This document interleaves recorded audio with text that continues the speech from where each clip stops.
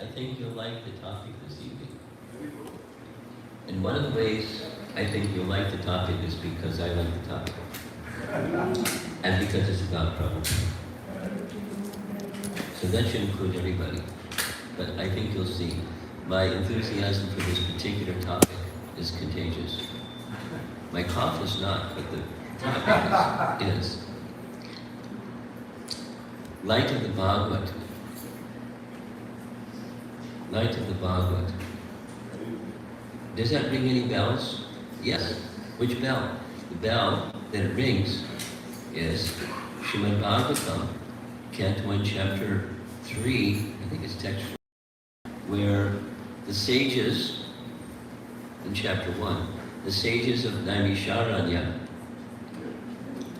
asked Sutta Goswami 6 questions, Chapter 1. Chapter 2 and Chapter 3, Sutta Goswami answers. And the last of the 6 questions was, now that Krishna has departed from his abode, where will religious principles take shelter? Because religious principles were sheltered by Krishna, and he's left. And now that he's left, what's the shelter for religious principles? For this dark age of Kali? The answer is light of the Bhagavad. The poetry is very nice, but Sutta Goswami, I'll just keep the poetic part. Just like at night, on the western horizon, the sun may set. But shortly after the sun sets, the moon may rise on the eastern horizon. And when that moon rises, that's as brilliant as the sun, that people in this dark age of Kali can get light from the Bhagavad, because the Srimad Bhagavatam appeared shortly after Krishna's departure. And that shortly after appearance of the Bhagavatam is as brilliant as the sun. So light of the Bhagavad. So in this dark age of Kali, shelter in religious principles is found. The high religious principle is found in the Srimad Bhagavatam. The very second book that Srila Prabhupada wrote during his budding life as a world acharya was this book, Light of the Bhagavad. You want 2 microphones? Yes, I think the sound is close. Okay, that's fine with me. Make me feel important. 2 microphones. There's just different sound systems. That's what's going on. Yes. Okay. So as you see on the right side of the screen here, there's one of the several covers for Light of the Bhagavad. And this is going to be a description of the journey forward. And during the earlier stages of his life as a householder, he had children, he had a wife, he had parents, and he was living the life of a householder. However, his wife was not inclined as he was. And he tried gently, and powerful personality, but his wife was a little stubborn. Here's a nice photograph taken in Allahabad in 1952, where they went there for a posing for a portrait. And right next to Prabhupada's left shoulder, in the center there, is his father, short, diminutive stature, Gaur Mohan Dey. In Prabhupada's lap, and to the far right side, on the lap of his widowed sister. He had more than one sister, but Rajeshwari was one of his sisters. And Rajeshwari's son is right behind Prabhupada's father, Tulsidas. And then by Prabhupada's backside, that's his wife. So was trying to encourage. And during those days, printed books were very rare. Mostly books were handwritten. Prabhupada happened to have a nice copy, not with all the purports, but a copy of the entire Srimad Bhagavatam. And, this celebrated its tyranny, and his wife defiantly bartered his Bhagavatam for some tea biscuits. I don't even know what a tea biscuit is, but that was it. And in 1954, at the age of 59, Prabhupada left his family life, Vanaprastha. Now, by this time, his sons were grown up. They could take care of the business. They knew how to run the business. He could take care of his wife. He didn't just leave them in the lurch. But he didn't take anything with him. He didn't take any money. He just left.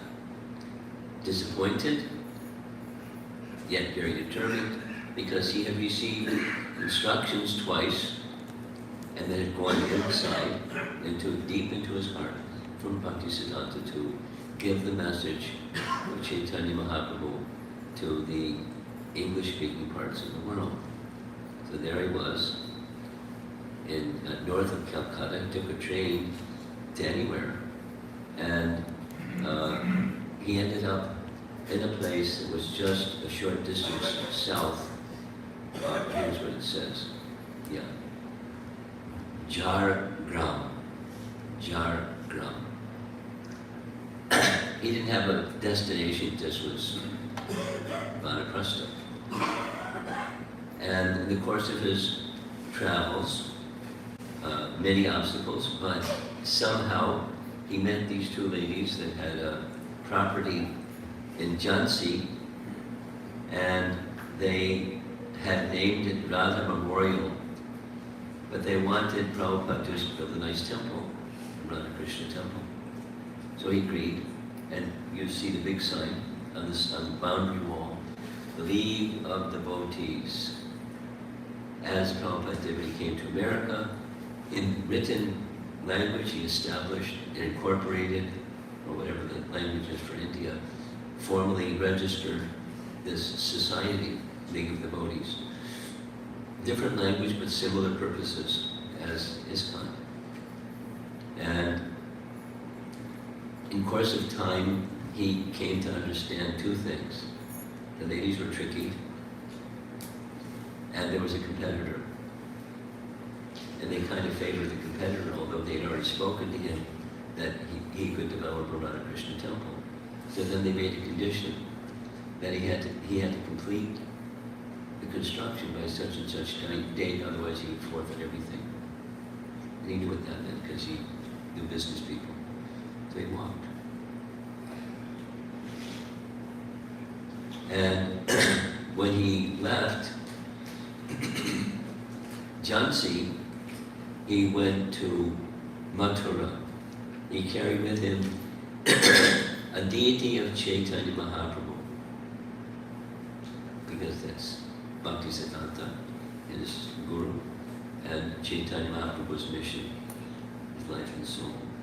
So he, many places he went, but one of the places he went was to Mathura because he had received an invitation from Bhakti Pragya Kesava Maharaj, who was the leader of the Gaudiya Math in Mathura, and the Kesava Gaudiya Math, one of the original deities that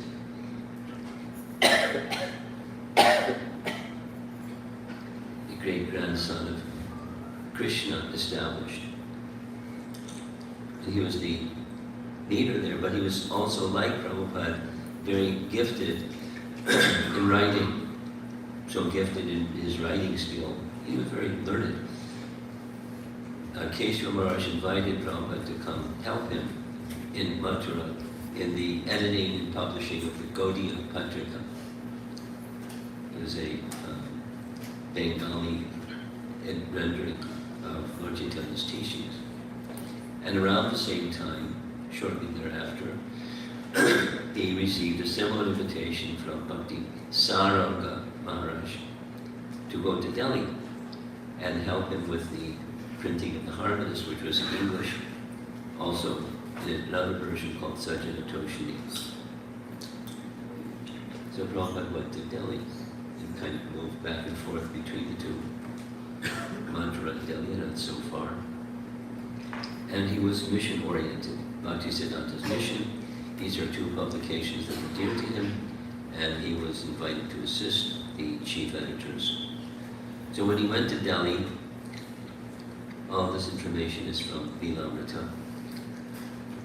It was difficult. It was difficult in many ways. One of them was the temple was disorganized, and it wasn't clean, and the standards of deity worship were off. And the brahmacharis living in the ashram did what brahmacharis that aren't trained would sometimes do. They quarrel and quibble, and it wasn't a very inviting atmosphere. But he stayed for some time because Bhaktisiddhanta's mission. And here's a little description from the Amrita. In Delhi, those of you from North India, you know, winters can be very cold. Abhay was trying to print back to Godhead, so along with helping them with their publication, Prabhupada had begun Back to Godhead, English. In winter's discomfort, he walked through the early morning streets of Delhi to visit Surendra Kumar Jain, the printer, to read the latest proofs. By walking, he saved money. He had no chadar, only a lightweight cotton jacket, and he wore rubber shoes. He also wore a cotton hat that covered his ears and tied beneath his chin, protecting him from the 40-degree, that's Fahrenheit, wintry mornings and the sometimes gusty winds. And then came summer. Summer in Delhi is scorching many times. Summer came in 110-degree heat, made it almost intolerable to spend time out of doors. Hot, dust-laden winds blew in the city streets. Street-side hawkers closed their businesses during the day. In early May, during 112-degree heat, a man collapsed in the street and died of heat stroke. But Abhay ignored the heat and the ordinary limitations of the body. Now let's do a little math. He left the Grahastha ashram when he was 59, and that was 1956. So he's spending 2 years, 54, spending 2 years approximately, and 2 more years to 59, so he's in his early 60s. Trying to, the longer term mission is what was given to him directly by Bhaktisiddhanta. At the same time, there's others who are godbrothers, qualified like he is, academically and literary and so forth, to assist them. So finally he decided, 2 years later, to move to Vrindavan because he thought that would be an ideal place for him to complete his mission, preparing himself to go to the West. And the place where he stayed is a nice place, very simple place. You can visit it. There's a nice little... Many of you have read in Vilamrita, there are 5,000 Radha Krishna temples in Vrindavan. This is one of them. It's 4,999 other ones. And there's the outside, and he stayed there for 6 years. And during this time is when he composed many things, but he composed Light of the Bhagavata, we'll see shortly. So there's the front walk-up area. Here's directly perpendicular, seeing the walk-up area. When you go up those little set of steps and go inside that door, here's what you see inside the door. It's a courtyard with a cow and a calf and a tulsi plant. And on the left side, you see where the altar is.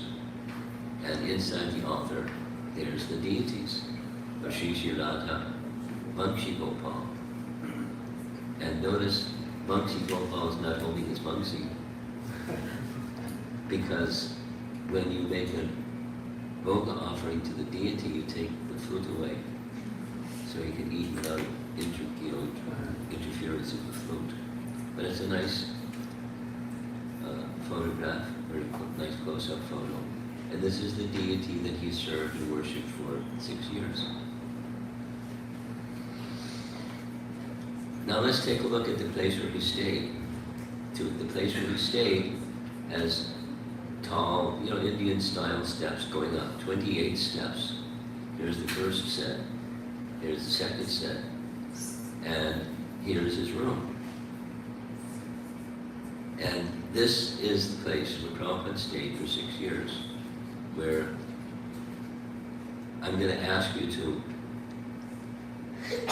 keep this image in your mind as we go forward, to see this is where the world Acharya began, envisioning a worldwide Hare Krishna movement when he had nothing. The room was 17 feet long, 9 feet wide, and 10-foot tall ceilings. And the paint job wasn't really great either. No water, no kitchen, no toilet, just 4 walls. Try it. 6 years, it's like Boy Scouts or something. It's very, very similar. So, to use the bathroom, he had to go downstairs, which was what the family used, and he shared the bathroom with the family. He shared, he had cooked using a little kerosene burner in his room.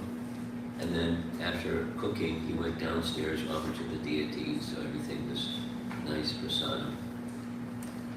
And he would bring the plate back upstairs and honor his prasadam in this little room. And you see that set of doors on the right side of this photograph? Right here.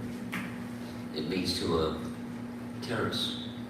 And you go out onto the terrace, you can look in the back, and you see the river Jamuna. And because this is very near Keshigat, I'll show you a map where Keshigat is shown shortly. So that's the back side. This is the front side overlooking Prabhupada's room through a window. And there's the little walk leading up to Mangsi Gopal Temple.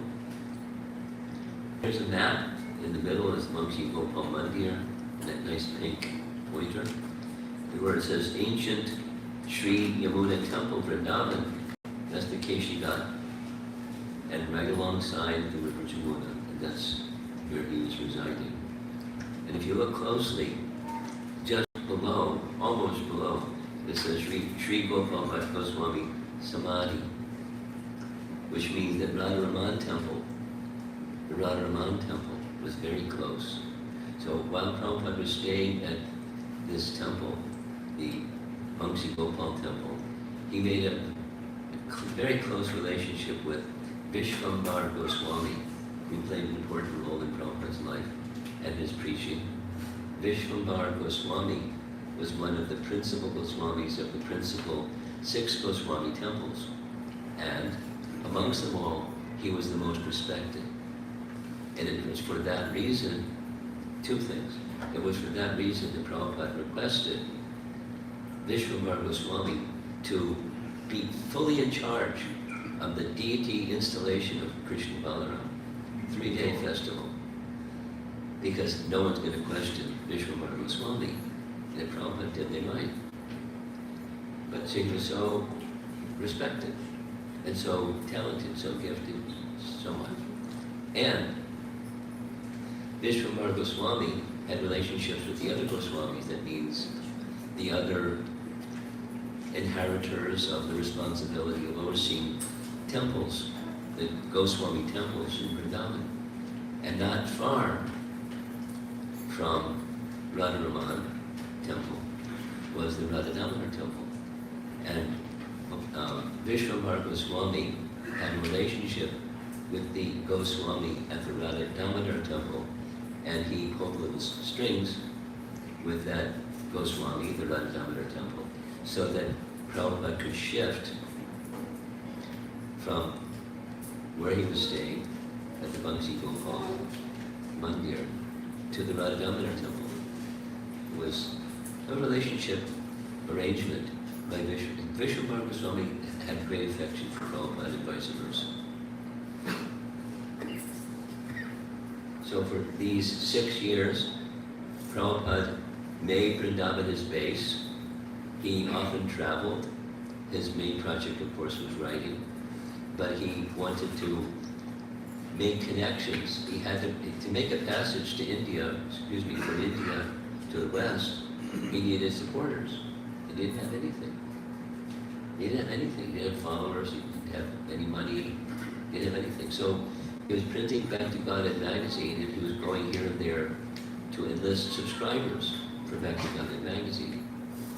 And by doing that, he would get to know the names of people and know people who were pious and value Vedic culture, Vaishnava, Gaudiya Vaishnava culture. So he went to different cities, particularly with Delhi, but he went to other places. He went to Mumbai and other places and other places. But the attempt to get subscribers for Bhakti-Gauda was one thing, and then the vision of going to the West was something.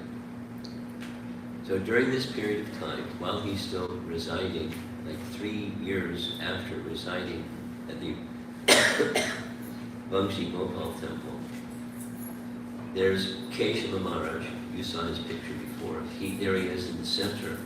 He became the sannyas guru for Srila Prabhupada and one other sannyasi, because he kept insisting with Prabhupada, our Guru Maharaj has given you a mission, and for you to fulfill the mission, you should accept sannyas. Prabhupada was feeling that qualified, and all those genuine reluctances. But Keshava Maharaj was very powerful, and so he accepted his encouragement because it would assist him in his mission. Then in July 1962, Gaurachand Goswami, who was the chief Goswami of the Radha Damodar temple, at Vishwambar Goswami's encouragement, he approached, Vishwambar didn't approach the Prabhupada, the Goswami of the Radha Damodar temple approached Prabhupada and said, I have 2 rooms in the courtyard and they're unoccupied. Would you like to stay there? And it's very auspicious because just by out the window of one of these little rooms is the Samadhi and Bhajan Kutir of Rupa Goswami, would be very auspicious for your work. Now they're godbrothers. They're supporting Prabhupada's mission, although he's not well known yet. And so Prabhupada went. He saw the rooms. They hadn't been occupied in a long time. Their condition was really run down. And he estimated it would take 500 rupees to get it inhabitable, and something extra for electricity and something extra for something else. So he negotiated with the Goswami, Gaurachand Goswami, and then an arrangement was made that he could make those repairs, and he could have, not just during his lifetime, but even after his lifetime, occupancy of those rooms. Because Prabhupada had a vision, his mission was going to go beyond remaining at the Radha Damodar temple. And I forget the amount, 15 rupees per month.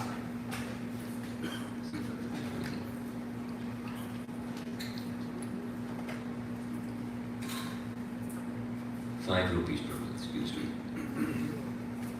Forever. Now that became, some years later, like not too many years ago, became a point of contention. Oh, come on. But it's a document, and it's to be honored. So those are still Prabhupada's rooms. That you see in the upper left, that's what it looks like today. And the lower part of that is where the speaker would sit each morning, giving class to whoever would come. And on the lower left, that's Srila Prabhupada, the first year that he brought his Western disciples to see where he stayed, introduced them to Vrindavan in general, took them around and gave the wonderful classes on Nectar Devotion series, celebrated series at the Vrindavan temple. There's Prabhupada looking at the bottom right. There are two rooms. One he did his work, like you see in the upper right, and the left, lower right is the sitting place where looking out the window he could see the samadhi of Rupa Goswami. I mean, it's not a well-known story, but still, it's nice, it's worth repeating. He was feeling not qualified, who am I, so forth and so on. And one fine day, Rupa Goswami came before him and encouraged him. It was like a vision. I mean, like, he'd come out of his samadhi and say, Haribol. It was the vision of Rupa Goswami coming before him and saying, do not worry, I'll be with you. Everything will be open, you'll be successful. So he was getting direct reciprocation, as was the idea to go there to begin with, from Rupa Goswami. Most of his time, aside from shuttling back and forth and going to Delhi and other places for membership or subscribers to Back to Godhead, much of his time was in writing Srimad Bhagavatam. And the idea of writing Srimad Bhagavatam was, you'll see a photo shortly, it's just following his Guru Maharaj. Bhaktisiddhanta Saraswati Thakur had a vision. And the vision was that the teachings of Lord Chaitanya should be taken all around the world. And the first target outside of India was England. I'll go to that.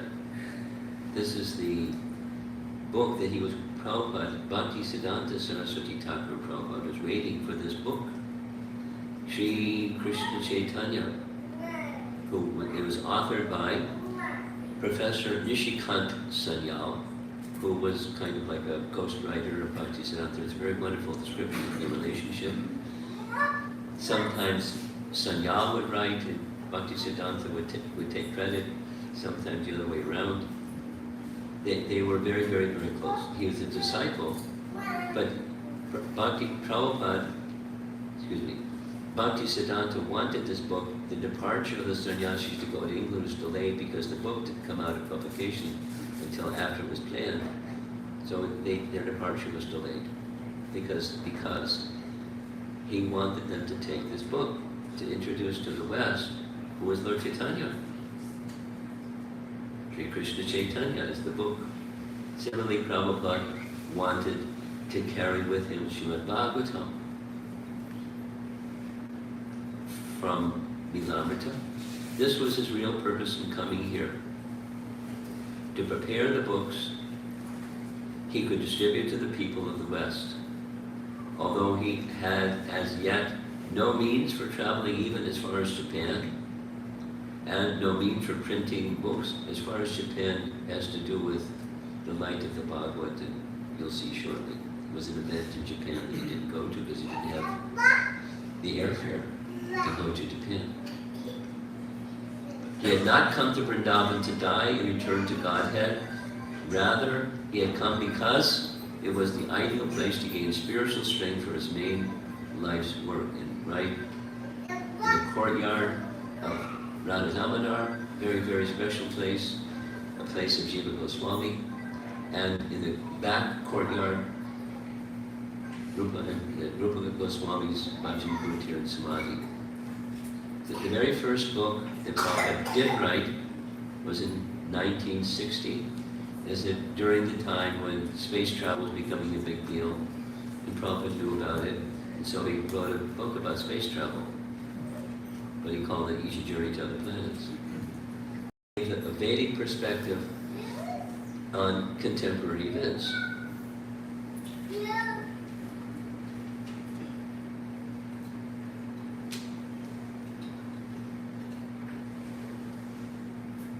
Let's see how long it lasts. So, here's the schedule that Prabhupada kept. At 1 a.m., when no one else was up, and it was very quiet. Shh. Mataji, do the needful, please. He's a nice boy.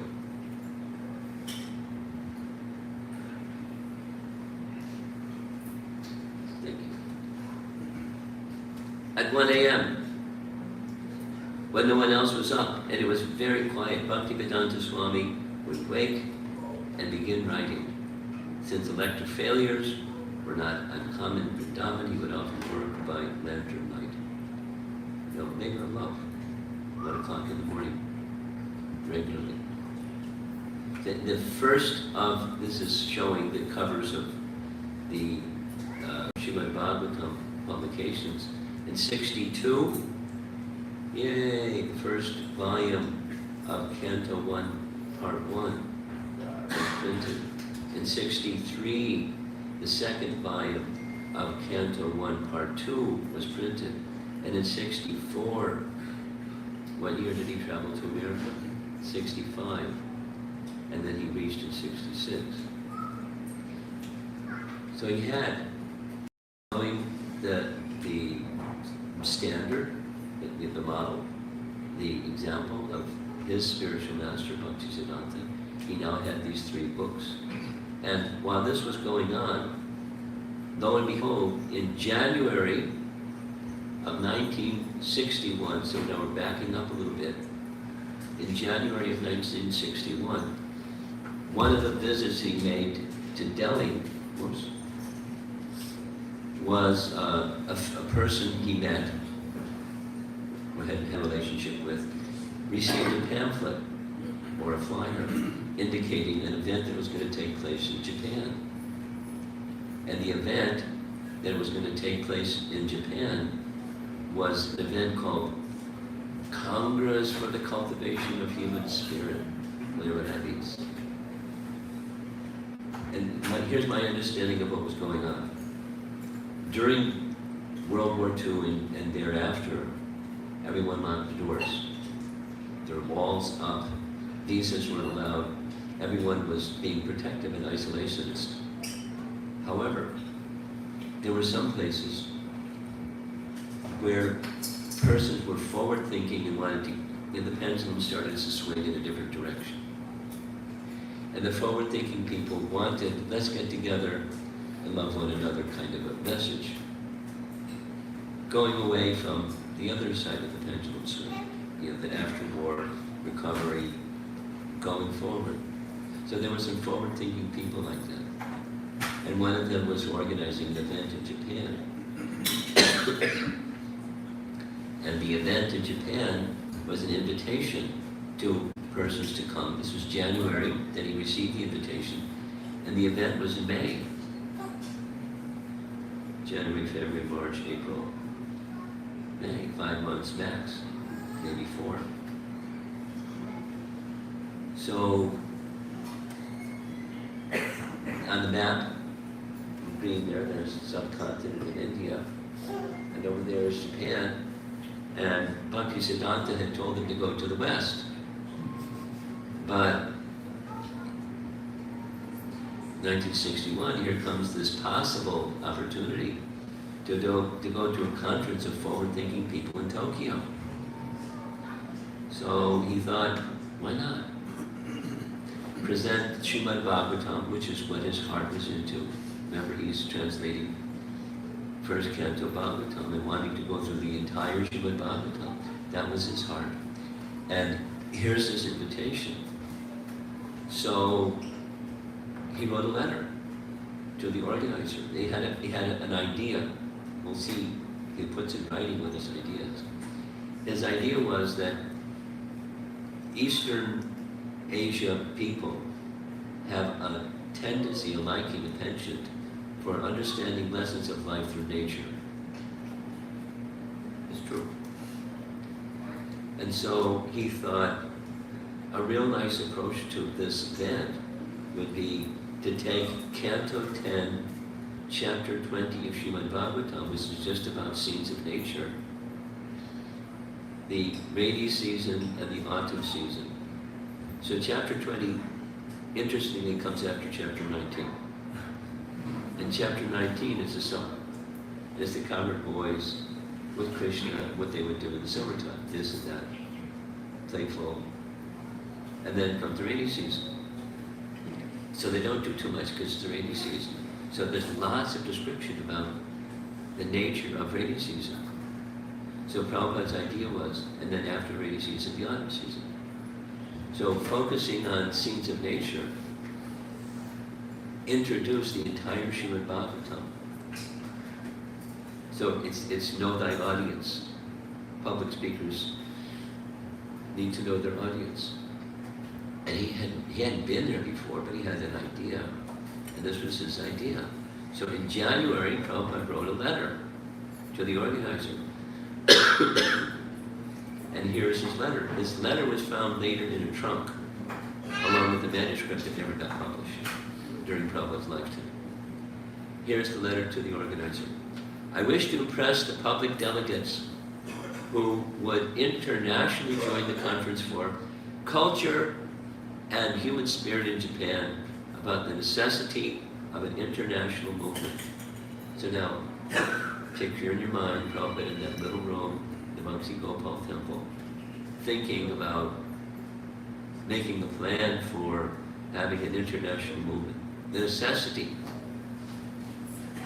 not just notional. Towards this unifying purpose, this is Lilamrita, not Prabhupada. You want me to get it closer? Yes.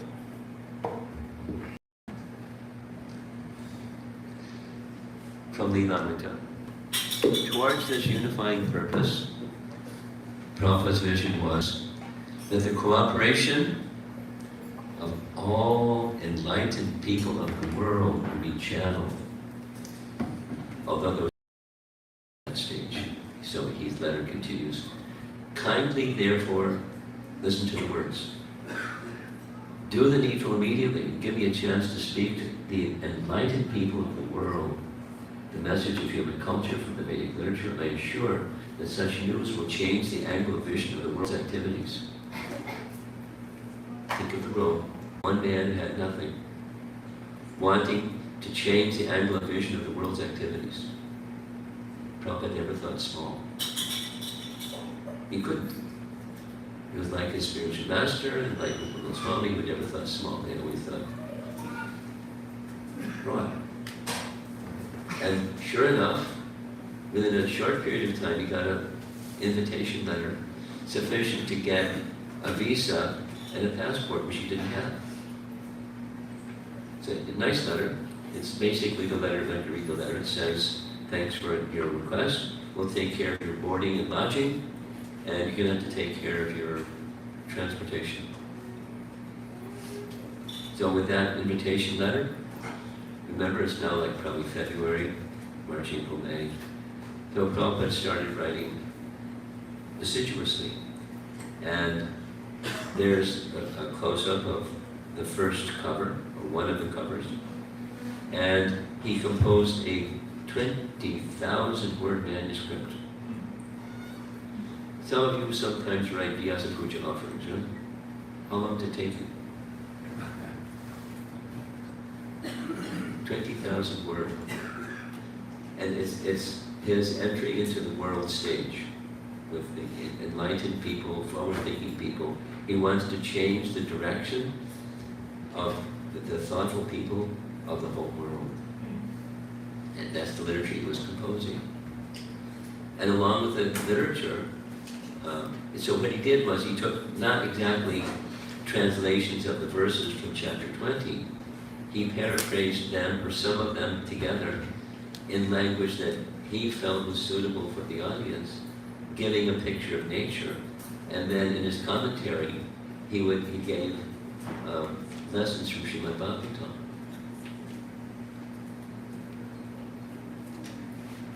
And it's masterful.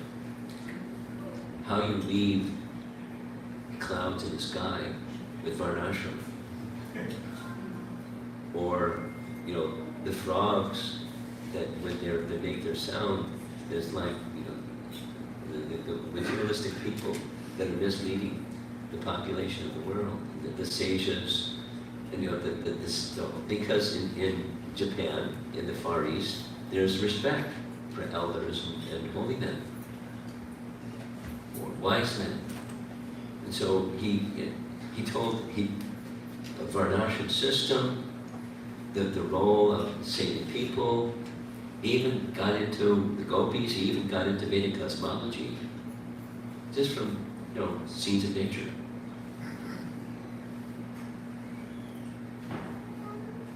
I'll tell you, because I've made this present, I went through the whole book. Part of the reason for saying this, choosing this topic, is because it's nice, and I have a lot of feeling for it. But when you read the book, I've met people in the course of speaking about this. I read the book, or it's sitting on my shelf and I never read it. But now I want to go back and read it again because it's masterful.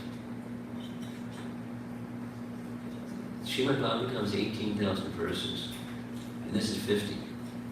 And Prabhupada's telling the Bhagavatam story in 50 verses. It's actually 48, I think. So in addition, as he's going along writing, he's writing a letter to the organizer, asking the organizer to make a display. And what's going to go on the display is the 50 illustrations. And so Prabhupada gave a detailed description, which is found in the trunk, along with the invitation letter and the manuscript that never got published. Prabhupada's words of what he wanted the organizer to do: find an artist that had traditional Oriental art style, and here's what he wanted to be in those 50 paintings.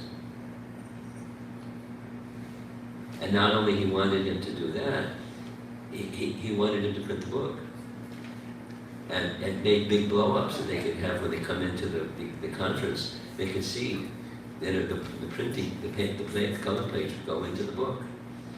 He wasn't a small thinking person. So none of that happened. There was obstacles. He didn't have money. He had a vision. They would take care of his accommodation, but he didn't have airfare. So what did he do? He went to people that had the means, and the answer, I'm sure, was no. I mean, probably a polite no, but no. His message was, I'm a renounced person representing our culture, going to the people that he had met and people that he hadn't met. Please make all arrangements so that I can travel in this way. So it's like asking, a polite way of asking for a donation for his airfare. And he went to government officers, like the Ministry for Scientific Research and Cultural Affairs. He went to the Vice President of India, Dr. Radhakrishnan. Door was closed. Potential donors in Bombay and Delhi, because he had gone to their references from those people and nothing. Japanese gentlemen organizing the event, nothing. Didn't have the money, the airfare to go, or to print the book, or to make the artwork. And so it sat in a trunk. But he wasn't discouraged. This is one thing we learned about our founder Acharya. Even when there wasn't a result, he was not discouraged. Look at that image, it's firm resolution in his face. So somehow the articles from his Light of the Bhagavad made their way into the Aurobindo Ashram publication, entitled Lecture Meant to be Delivered at the International Congress in Japan, 1961.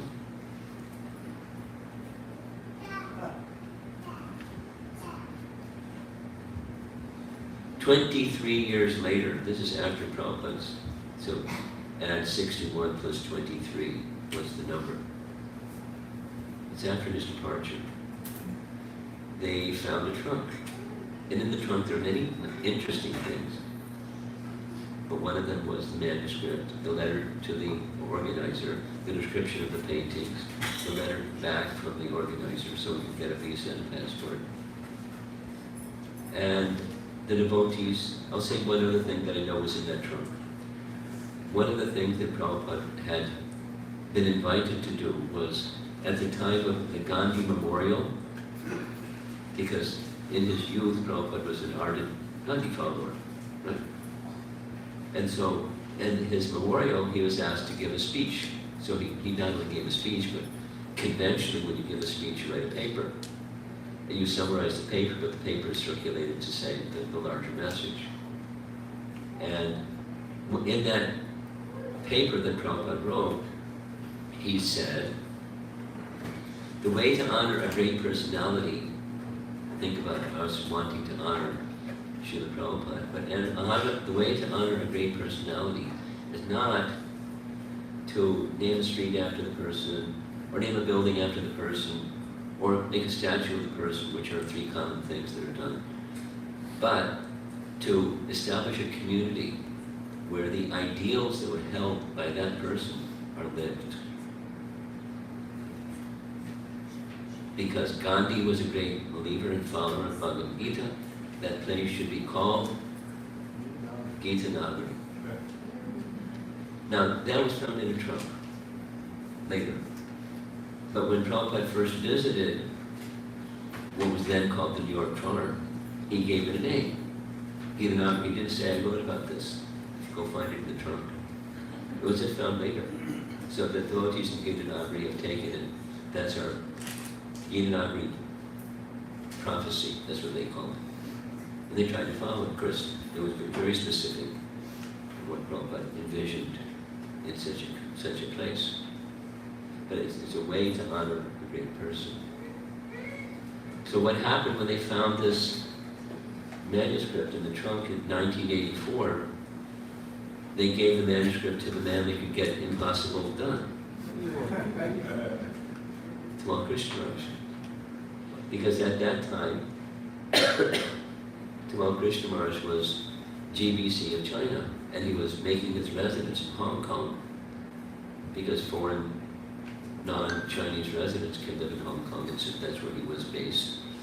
And he did the needful. The first book was a large size. Maybe you've seen, it's been reproduced in the West, but it was in Chinese. The size of the book was 9 inches by 12 inches, and 48 full-color paintings made by this lady here who was a celebrity, or a well-known artist in mainland China. And Tamal Krishna was the art director. She was the artist, and Prabhupada's design for what he wanted in those paintings was the plan, the blueprint. And over a course of nearly a year, Giridhari Swami said it took about 11 months. She would come once a month, and he would critique her work. And anybody that's interacted with Tamal Krishna knows he's a tough cookie to interact with. He was very, very particular about what he wanted, and to follow what Prabhupada wanted. So in the course of time, there was 48 paintings, and it became established in this book in Chinese, first published in Chinese. And there's other covers, there's multiple other covers. Here's another one of the other covers. And just a little sharing, I'm going to end shortly. I saw this in Dandavasta, no, where was it? Yeah, Iscandus, that in Brazil, in Portuguese, in 2017, they had a display at a mall, a shopping center. And in the shopping center, they had all these, exactly what Prabhupada envisioned, blow-ups of all the artwork, not all the artwork, but many of the paintings displayed like this. And then copies of the book, and encouraging people to understand the message of the book, and of course, along with this book, other books, other Prabhupada's books. Here's the sign in Portuguese, Light of the Bhagavata.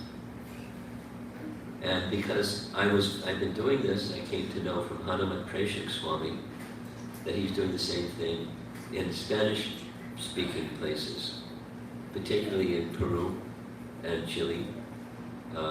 He made a movie. I haven't seen the movie. He calls it a bilingual movie. And he's presented it 53 times in prestigious places in South America. You see some of the names. I look at the photograph behind him, what do you see? Painting from Light of the Bhagavata. So he wants to have a conversation with me. How can we promote this in the West? Now, there was a time when simply by presenting an idea to expand literature distribution and preaching Krishna consciousness, just putting an idea out there in the ether, people would jump on it. So Prabhu's, I'm putting the idea out of the ether. That find a way, this is a way to increase the distribution of Prabhupada's books in general, but specifically this book is innocuous. It's scenes of nature. Now, the content is weighty, but the art is very beautiful and culturally, nice, very pleasing, the artwork. And find a way to have the displays made and find places where the displays can be presented, and then you can speak about the message of Light of the Bhagavata and who is Prabhupada and all the other rest of his books. It's like put your foot inside the door, the next thing, you're in the room. You follow?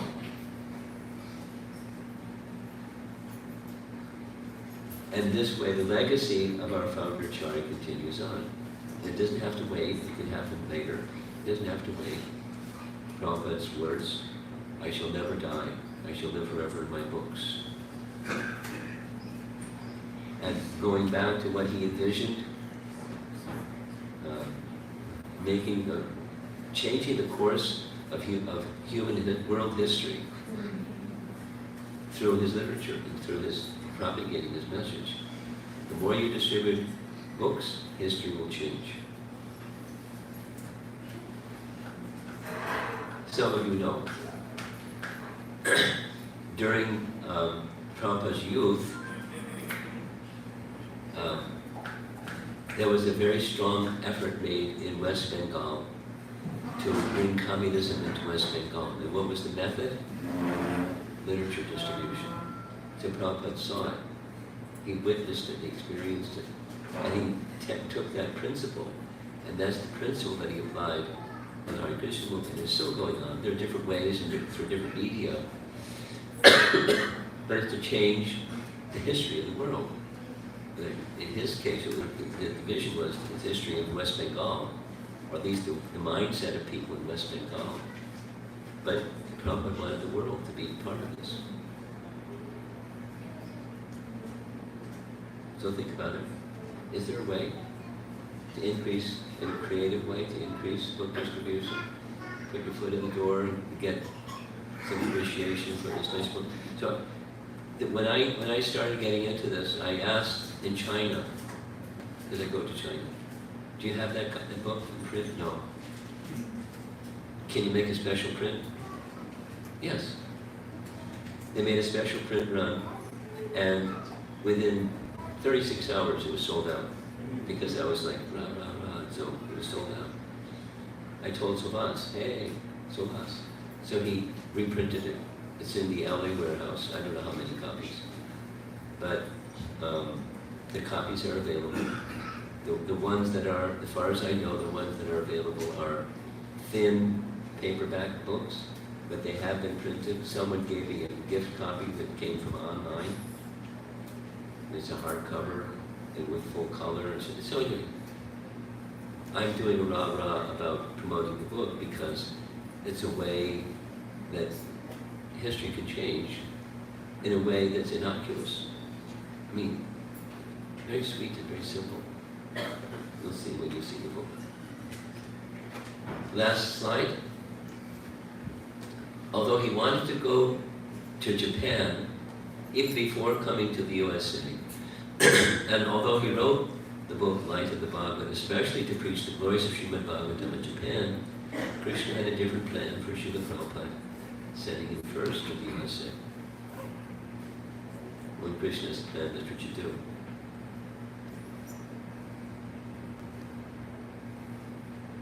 But he also had a plan that the course of the mindset of leading people in the world would change by hearing the light of the Bhagavad, hearing the message of Srimad Bhagavatam. He gave his life for that. Of course, many other literatures, but especially Srimad Bhagavatam, and literatures in keeping with Srimad Bhagavatam.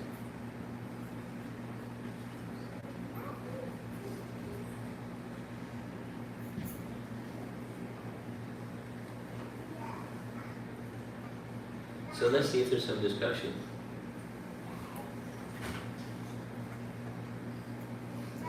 Srila Prabhupada ki.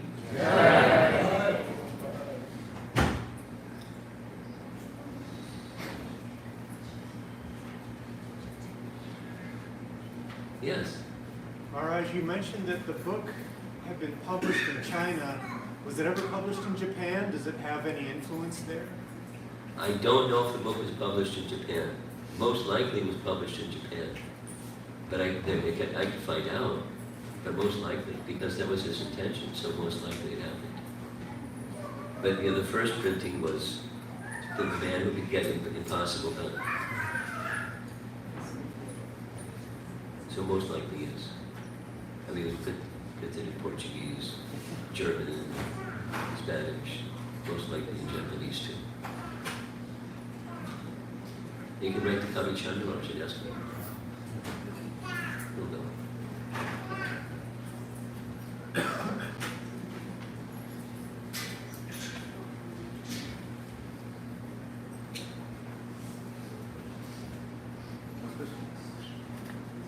Okay. You want the microphone?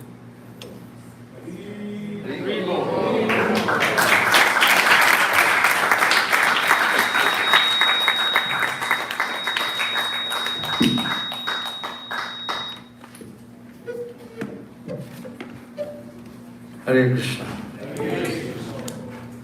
So let's give a round of applause for His Holiness Romapada Maharaj for his wonderful speech on Prabhupada.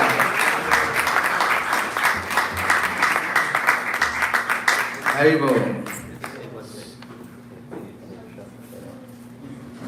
One thing, because Tamal Krishna Maharaj's base in the USA ended up in Texas, I'm going to Houston for the Thanksgiving holiday and conducting a 13-part seminar over the Thanksgiving holiday on this book, covering the whole thing beginning to end.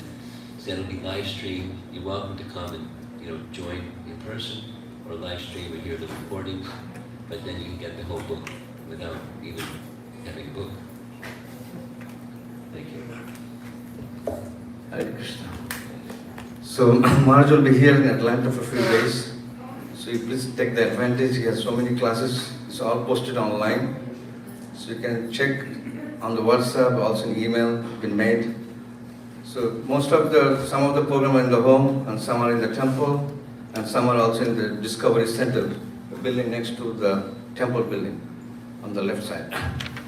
So there will be program in the evening, and also there will be Bhagavatam class by Maharaj in the morning at 8 o'clock in the morning. So if you are free, please come. We'll have Prasad Biswar also, so you can hear Maharaj. So it's very nice to hear from Maharaj. And in the Shastra we find that if you hear from the devotees, lips of pure devotees, you get love of God, love of Krishna. Sadhu Sange Harinam E Matra Chai. That means in the association of sadhu, if you hear the topics of Srimad Bhagavatam, surely the love for Krishna will rise.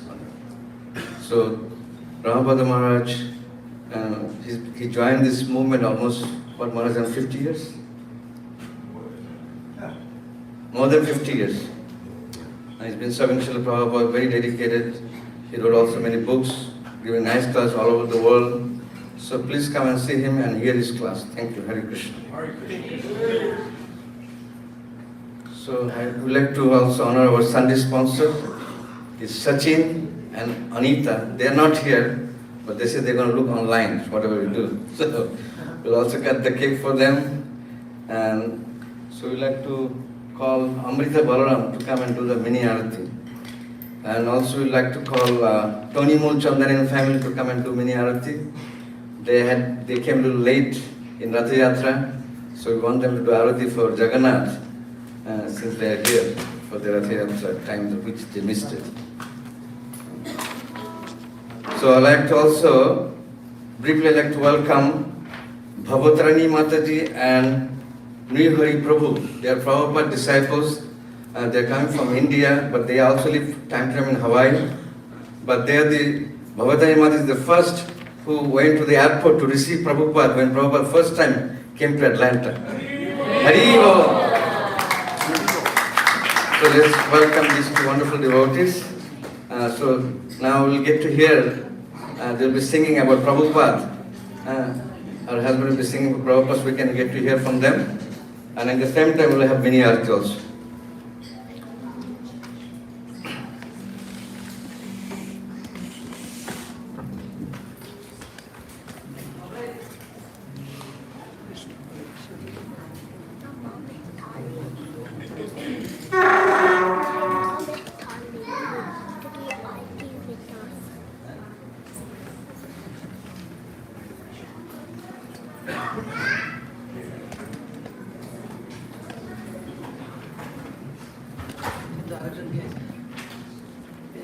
It's going to take just 1 minute for the kirtan that they're going to do.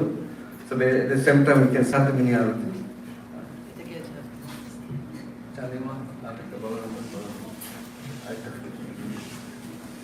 Hare Krishna, Krishna Krishna, Hare Hare, Hare Rama, Hare Rama, Rama Rama, Hare Hare,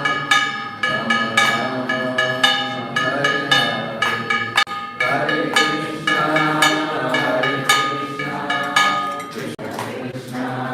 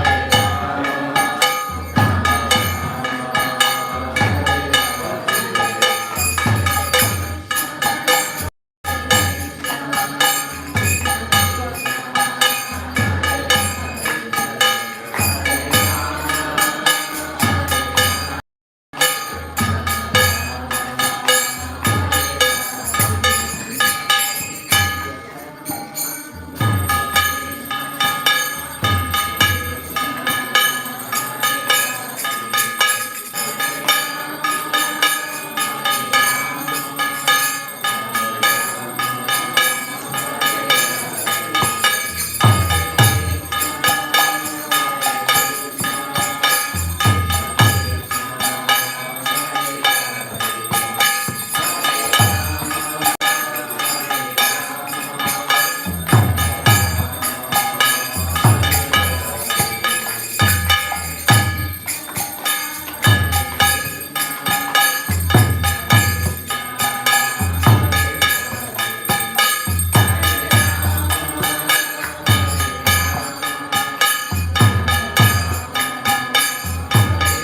Hare Hare, Hare Rama,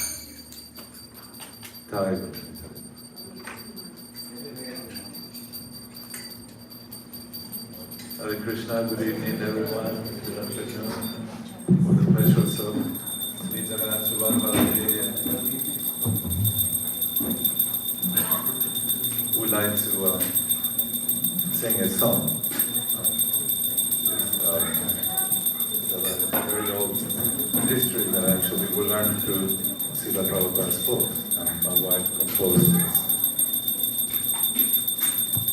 And you're all familiar with this story.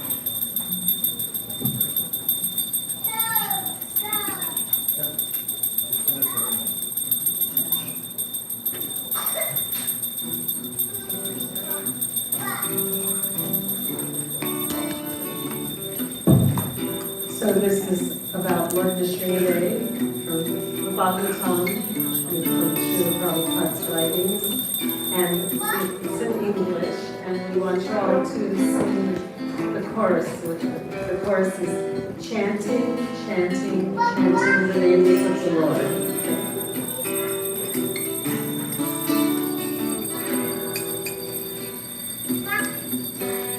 Chanting, chanting, chanting the names of the Lord. follow. Chanting, chanting, chanting the names of the Lord. Chanting, chanting, chanting the names of the Lord. Chanting, chanting, chanting the names of the Lord. Hiranyakashipu was king, and evil one was sick. He bargained with Lord Brahma for immortality. Not to die in the day, not to die in the night, not to die in the land, not to die in the sea, not to die by animal, not by man. He wanted to live eternally. Oh, chanting, chanting, chanting the names of the Lord. Follow, chanting, chanting, chanting the names of the Lord.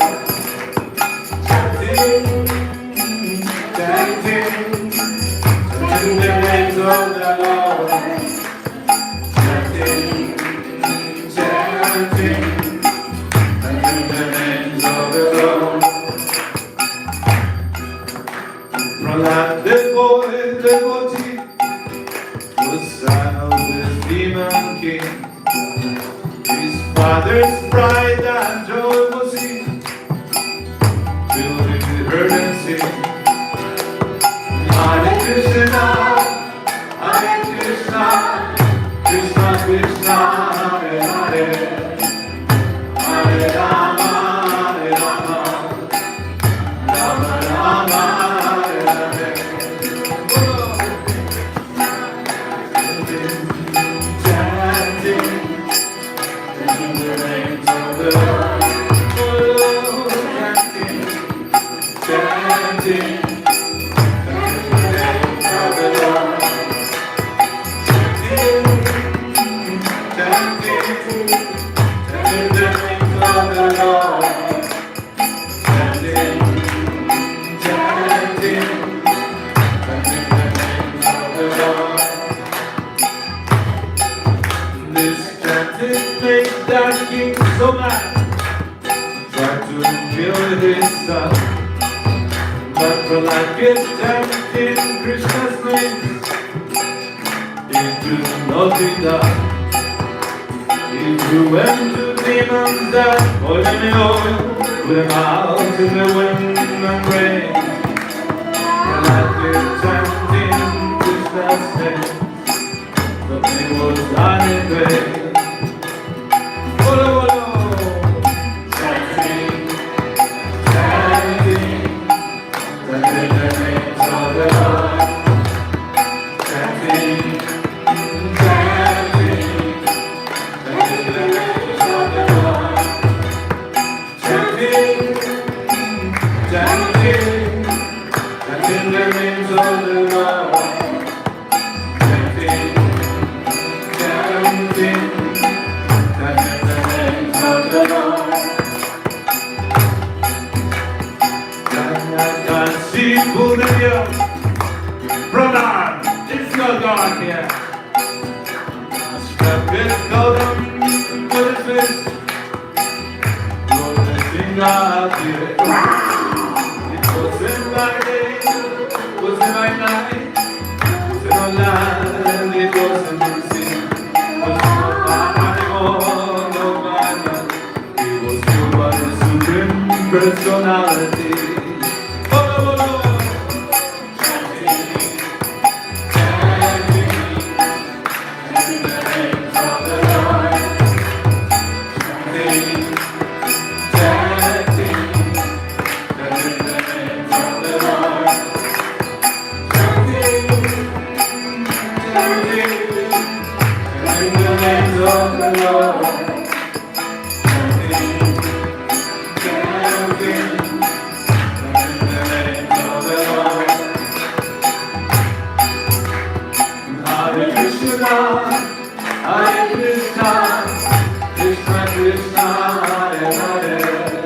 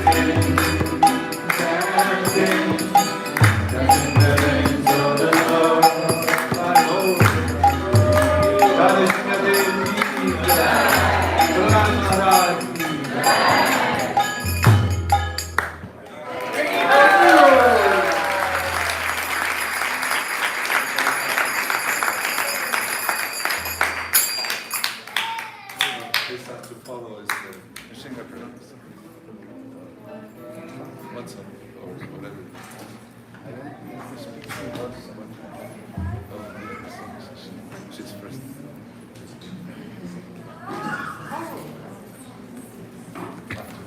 Oh, after initiating. We always follow this song with the initiating prayers, which you all know. Namaste Nara.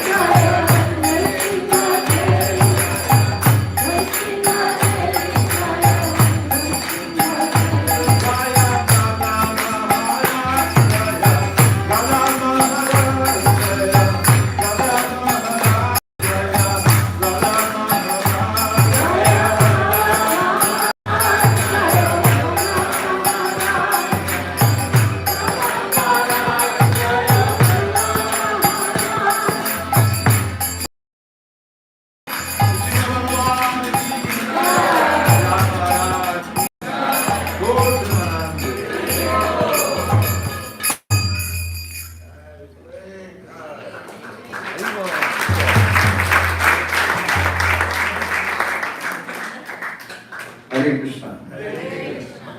So let's give a wonderful applause for Bhagavata and Hari Prabhu for wonderful Krishna.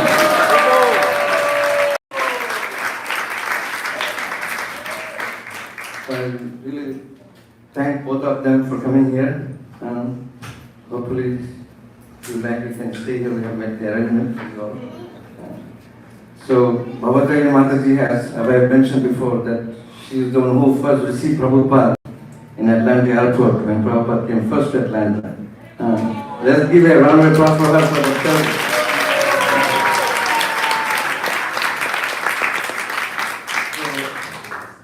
before we go into announcement, I would request, because she knows Prabhupada came here, so I request her to speak few words. We don't have much time, so she'll speak for 5 to 6 minutes, and then we'll have more announcement, and then we'll have Prashadam. Thank you.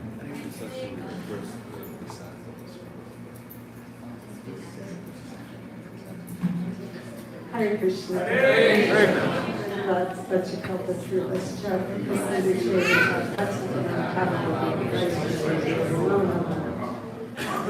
So I first of all offer my humble obeisances to my Guru Srila Prabhupada. I was born in Atlanta at Emory Hospital, and my grandfather was one of the founders of Emory Hospital and University. And but I first started aspiring to be a devotee in Hawaii in 1971, and they actually had us open a temple, but it didn't work out. So I came home to my hometown and moved into the temple on, I think, 14th or 13th Street. Yeah, but when I first got here, there was no temple, so I had a hard time finding the devotees, and I finally found them. And at the time, we were all being thrown in jail, and we couldn't do Harinam or distribute books, and my cousin was the mayor, so I went with Bhagavata, the only initiated devotee in the temple, and we took in the teachings of Lord Chaitanya and some Mahaprasadam, and we told him the story of the Kazi.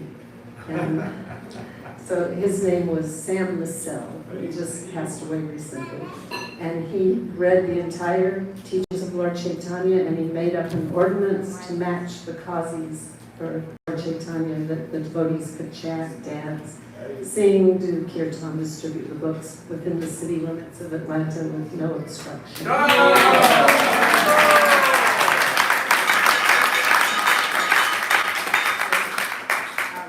had never met Srila Prabhupada, and in June or July, Hridayananda arranged for him to be on television in Gainesville.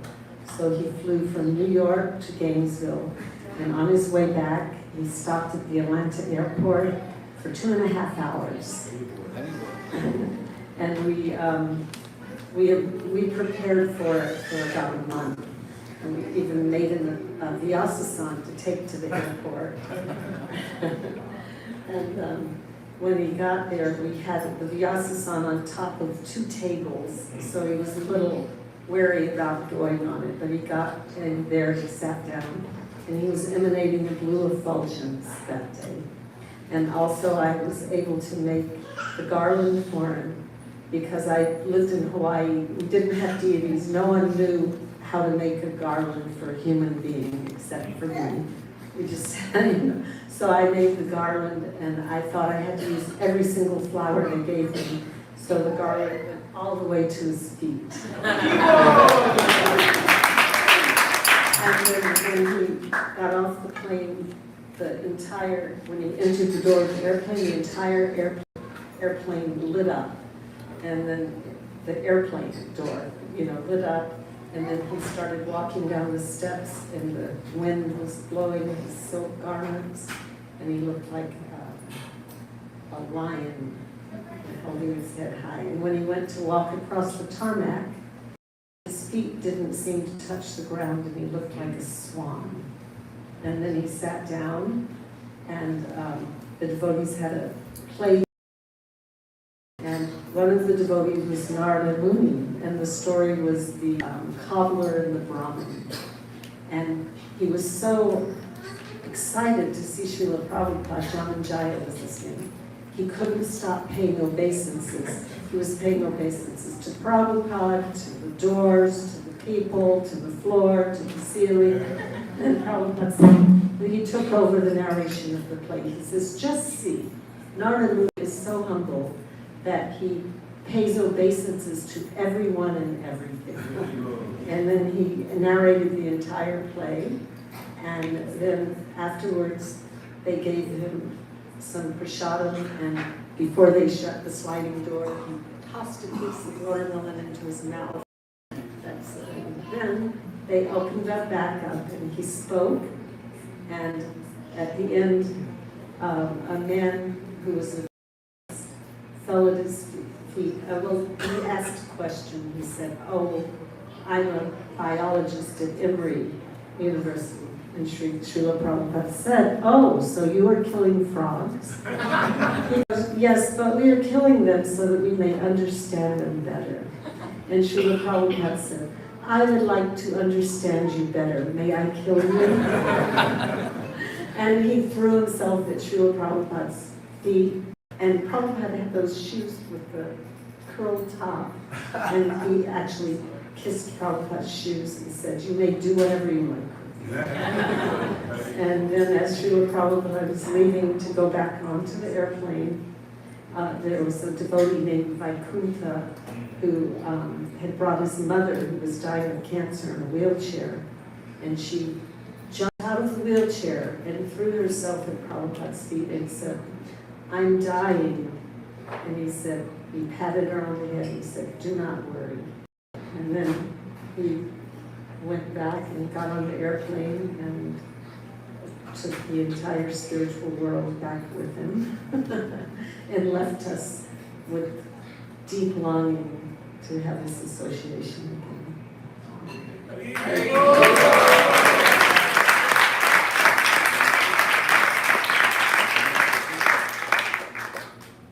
Oh, just one more thing. I just found out recently that I was the first devotee from Atlanta, Georgia, initiated by Srila Prabhupada.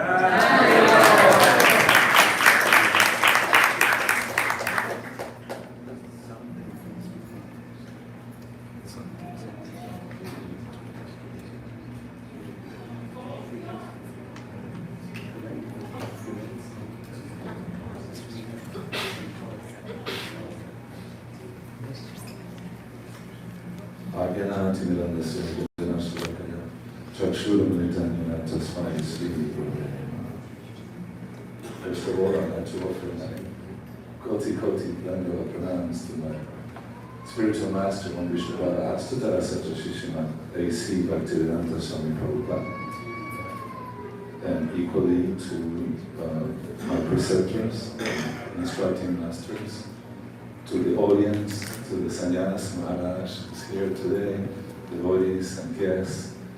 Please accept my most humble obeisances and please shower your mercy on me so I get a little drop of, actually realize my spiritual master and his glories and get to see him again. Although actually he never does.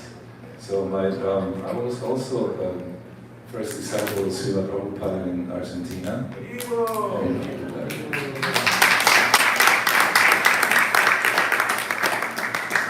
About 1 month after my initiation, that was in November, in December we flew to Los Angeles with my brother-in-law, my sister, Bhaktivedanta, and we were introduced to Srila Prabhupada. And it was neat to see the book of Easy Journey to the Planets that Prabhupada, one of the first books printed.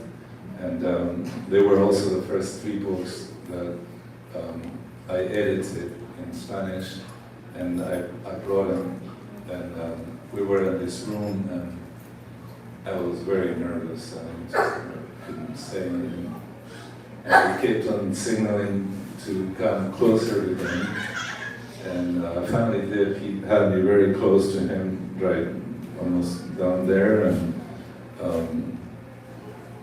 and he kind of, rather than say a million things with his eyes,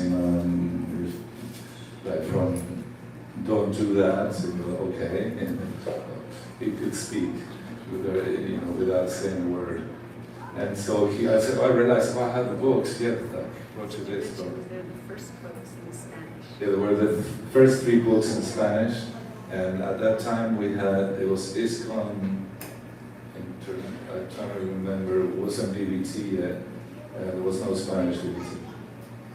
And so the books were printed in the US and sent there, but they weren't edited too well. So I edited them because we went to, my sister was she had her own company in design and publicity, and so we knew the best printers in Buenos Aires and also in Europe, and so we were very excited. We wanted to get these books in first class. So when we brought it to the printers, the other editors said, "You need to better the language in this book," and so I edited them with the help of the professor too. And so those were the books that I brought to Srila Prabhupada.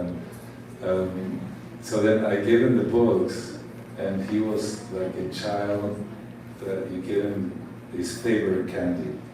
It was his eyes opened up, his smile, like so radiant.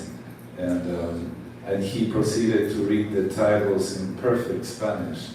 So I'm thinking, wow, Prabhupada speaks Spanish. And yeah, he read my mind, and he turned around and said, "Krishna speaks even the birds' language."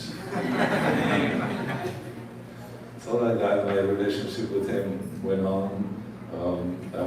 Because of my friend, my brother-in-law, and also other devotees that I met, and they went to Buenos Aires, Keshala Prabhu. It was Karandar Prabhu was the GBC then of South America, and Keshala, his brother. Keshala, I think, was one of the first ones to distribute Krishna book door to door. Munibanda, I think it was. Actually, No, I distributed Krishna book door to door in 1971 and one in Georgia with Lavandula team. So I didn't realize I was before that, but before it was done wide scale.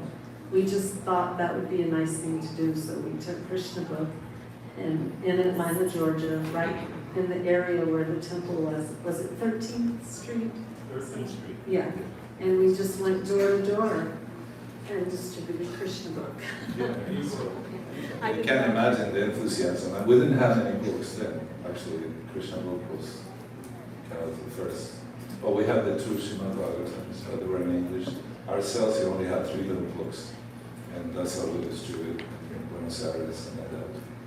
So there's a lot to say that just we have very little time. There were morning walks in Mayapur with Srila Prabhupada were, I think, very key to realize what was important to him, and books were very, very important. But also the well-being of all his disciples and second generation of the children were very important to him.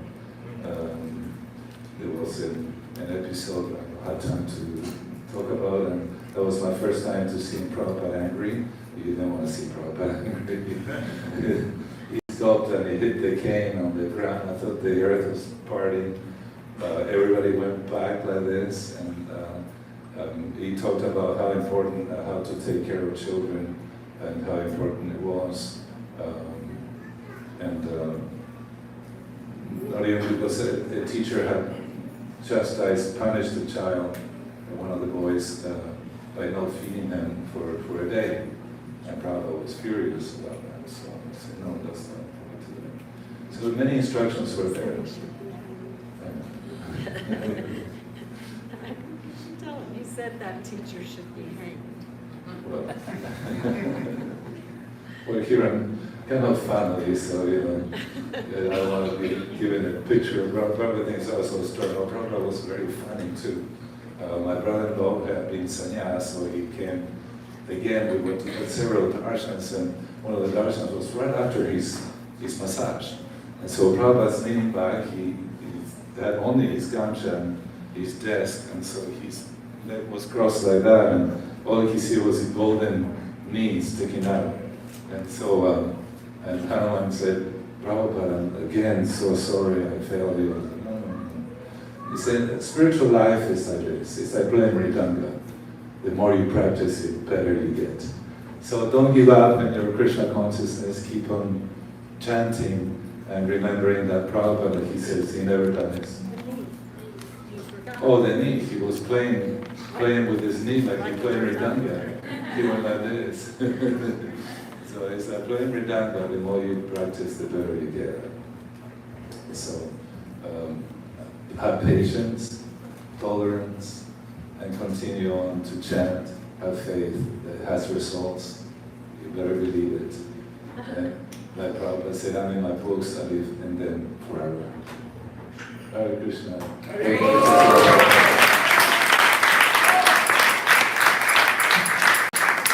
Hare Krishna. Jai Shri Prabhupada ki Jai. So let's give a round of applause for Bhagavata Mataji and Ganesh Prabhu. Hari Prabhu. Hari Prabhu. Hari Prabhu. Hari Prabhu. Just at today's, the cleansing of the Gundicha Mandir. Yeah, ISKCON Vrindavan just reissued my songbook coloring books. And I have a song, The Cleansing of the Temple. And they put a bark. Yeah, and the books, yeah. Yeah, and then the songs here. But I don't have the books with me, they were just printed in Vrindavan. But they put a QR code, the right one, oh no. Anyway, I didn't bring the right book, this was another book.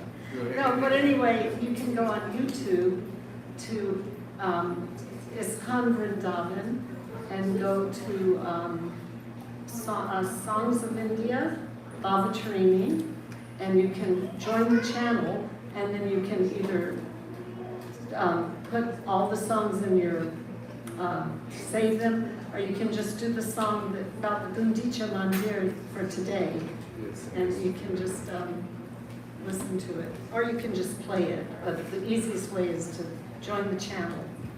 Hare Krishna. Hare Krishna.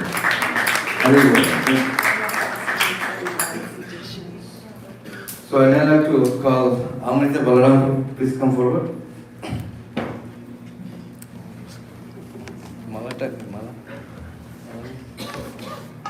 So today we have a Sunday feast sponsor, Sachin and Anita Mehotra family. They are sponsoring Sunday feast in the name of their daughters Akash and Ashmi. The parents are actually seeking the blessings for their both daughters so they can remain good Vaishnavis and also get the blessings of all the Vaishnavas and deities of Radha, Madan Mohan, Gaurita and Jagannath Baladev Subhadra. Can we pray for this wonderful family?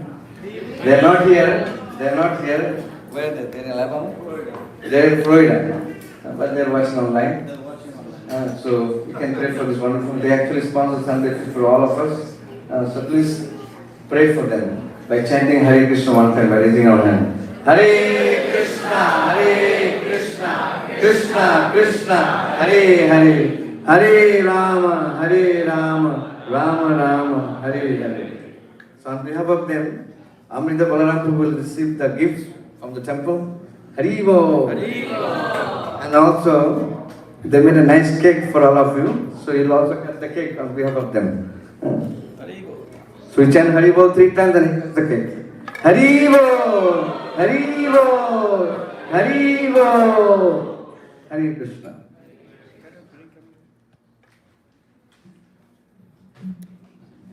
I just have to mention one more announcement is there that if you are ISKCON Atlanta Temple monthly members, and if you haven't received your monthly magazine, monthly Back to God magazine, then you can see us at the book table outside, and you can get a free complimentary Back to God magazine from us.